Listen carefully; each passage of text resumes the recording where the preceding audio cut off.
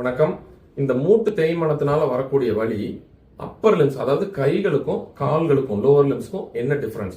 பொதுவாக நம்ம ஓபிடியில் பார்த்தோம்னா கால் வலி, இடுப்பு வலி, மூட்டு வலி, கணுக்கால் வலி, முழங்கால் மூட்டு வலி, இந்த மாதிரி நோயாளிகள் அதிகம் வருவாங்க. 10ல் 8 பேர் இப்படி வருவாங்க. ஒரு 2 பேர் தான் shoulder pain, elbow pain, wrist pain, அதாவது அப்பர் லிம் ஜாயிண்ட் பெயினோட வருவாங்க. இதுக்கு இயற்கையாக ஒரு சயின்டிபிக் ரீசன் இருக்கு. என்ன காரணம் என்றால், நம்ம நிக்கிறது நடக்கிறதுனால, ஸோ அது நம்மளுடைய நேச்சர், நம்மளுடைய ஹியூமன் ஸ்பெஷாலிட்டியே அந்த நிற்பது நடப்பது தான். விலங்குகள் எல்லாம் 4 காலில் நடக்கும். அதனால பார்த்தீங்கன்னா அவங்களுக்கு டீஜெனரேஷன், தேய்மானம் வராது. நாம நின்று நடப்பதனால் நம்மளுடைய மேஜர் இம்பாக்ட் அந்த லோட் பேரிங்னால லோவர் லிம் ஜாயின்ஸ்க்கு தான் வரும். ஸோ இதுல காமனா பார்த்தீங்கன்னா ஹிப் ஜாயிண்ட்டும் நீ ஜாயிண்ட்டும் பெரிய ஜாயின்ஸ், அதனால அது ஈஸியாக தேய்மானமாகும், ஈஸியாக பாதிப்புக்குள்ளாகும்.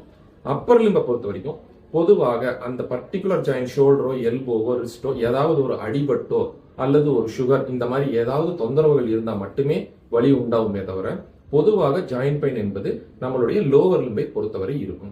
ஸோ அதனால தான் நம்ம எப்பவுமே சொல்லுவோம், ஒரு gym, exercises, work out, walking எல்லாமே செய்யும் பொழுது நம்ம லோவர் லிம்பை டார்கெட் பண்ணணும், லோவர் லிம்பை ஸ்ட்ரென்தன் பண்றது ரொம்ப முக்கியம் அப்படின்னு சொல்லுவாங்க.